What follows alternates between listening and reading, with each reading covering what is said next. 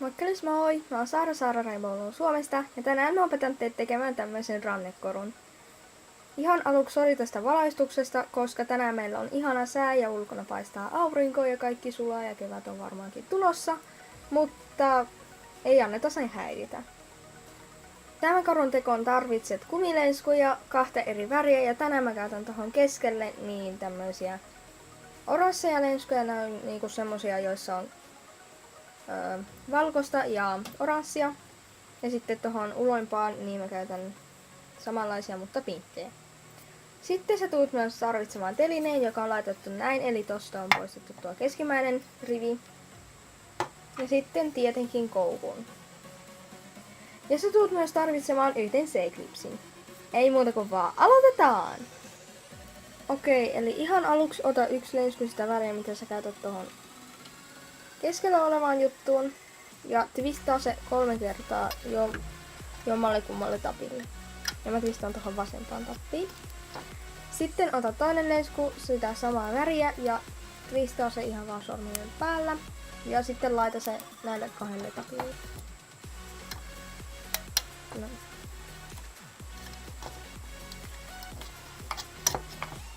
Ja sitten tarkista, että tää twistattu lensku ei mene mitenkään tuohon sekaan. Sitten ota yksi lensku, sitä väriä mitä sä käytät tuossa sivuilla, eli mulla pinkki, ja laita se ihan vaan normaalisti näille molemmille tapeille. Nyt me koukutetaan tuo 3 twistattu lensku ihan vaan normaalisti tolle tapin yli keskelle. Näin. Nyt otetaan yksi lensku, ja mä otan oranssin. Ja laitetaan se molemmille tapeille. Ja twistataan, ja koukutetaan tuo twistattu lensku pois.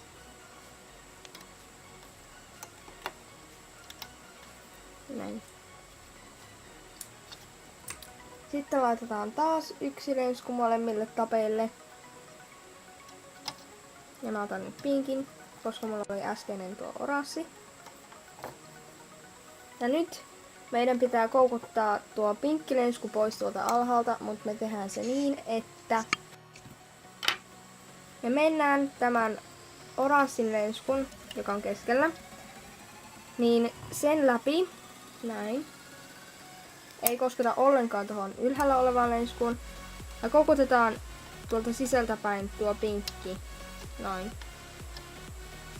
Ja sama juttu oikein. Näin. Ei tää sen kummempaa ollut. Ja sitten me katsotaan, että mikä täällä ylhäällä meillä on.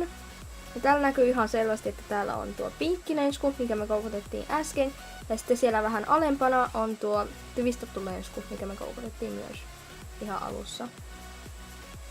Niin meidän pitää ottaa, mä otan aluksi sieltä vasemmalta, nämä molemmat puolet tuolta twistatulta lenskulta. Jotenkin silleen näin. Ja sitten mä siirrän nää takaisin omalle tapille. Eli nää on vasemmalla puolella, mä siirrän nää vasemmalle tapille. Ja tänne jää nuo toiset. Tai tuo toinen puoli. Ja mä otan senkin ja siirrän oikealle, koska se on tuolla oikealla. Noin. Tällainen juttu meillä nyt täällä on. Ja nyt me laitetaan yksi lensku molemmille tapeille. Otan oranssin, koska mulla on tää juttu, minkä mä otin tuolta alhaalta, niin se on oranssi. Ja sitten myös tämäkin, niin sekin on oranssi. Ja nyt meidän pitää ihan vaan normaalisti koukuttaa aluksi tämä twistattu lensku pois. Näin. Eli me ei mennä minkään lenskun läpi, vaan otetaan toi ihan normaalisti ja koukutetaan tappien yli keskelle. Ja sitten myös tämä alin lensku, ihan normaalisti. Noin. Nyt me tehtiin tämä alku ja tästä lähtien me tehdään koko ajan sitä samaa juttua, jonka avulla me sitten saadaan tämmönen kuvio aikaiseksi.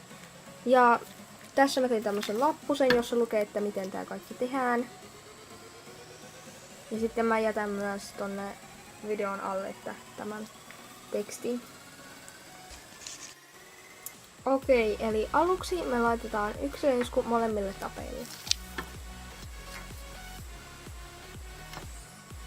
Ja tässä mä kirjoitin tämän värikynillä, koska tässä on sitten helpompi katsoa ainakin mulle, koska mä käytän näitä värejä, eli aluksi pinkkiä ja sitten tätä oranssia. Ja aluksi yksi pinkkileisku molemmille tapeille. Sitten keskileiskun läpi, alin leisku koukutetaan pois. Eli ton keskileiskun läpi näin, ei kosketeta ylintä leiskua ollenkaan. Tuo alin leisku koukutetaan pois. Me tehtiin tuo jo äsken. Näin. Sitten kolmas kohta. Ylhäällä on yksi selvästi erottuva leisku. Se pitää koukuttaa takaisin omille tapeilleen. Ja tää selvästi erottuva leisku on oranssi. Mä en tiedä miksi mä kirjoitin sen pinkillä, koska se on oranssi. Ja eli tossa on tuolla nuo pinkit. Ja sitten vähän niitä alempana on tuo oranssi.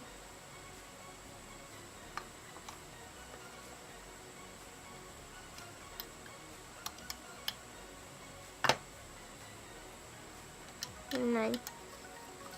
Mä laitan takaisin omille tapeilleen ja sitten yksi leisku molemmille tapeille ja se on oranssi. Ja viimeinen kohta koukutetaan pois toinen ja alin leisku. Näin. Ja tosiaan ihan normaalisti nämä vaan koukutetaan pois. Näin. Okei, eli mä näytän vielä kerran, että miten tää tehdään ja sitten te saatte tehdä tämän koron ihan itsestään. Joten aluksi yksi leisku molemmille tapeille ja sitten keskileiskun läpi alin leisku pois. Näin.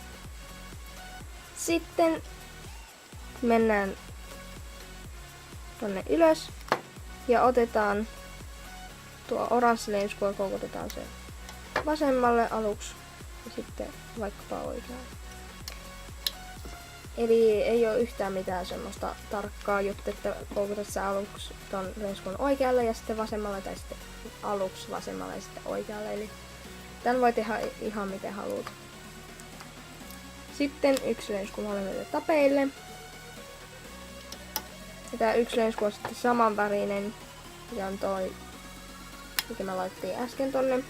Ja sitten viimeinen kohta eli tuo toinen ja alin leisku koukutetaan pois.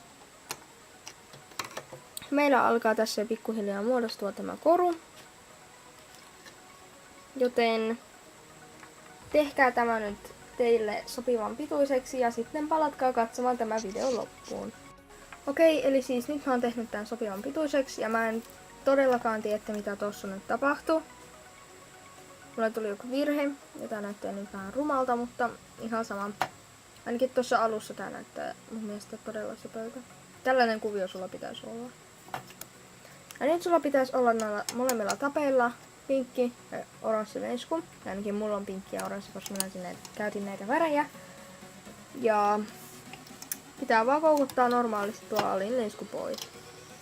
Ja sitten nämä molemmat pinkin leiskun puolet, niin ne vaan laitetaan klipsiin ja noin. Ja sitten vaan löytetään tuolta toiselta puolelta tuo 3 twistattu leisku ja laitetaan sekin tonne klipsiin.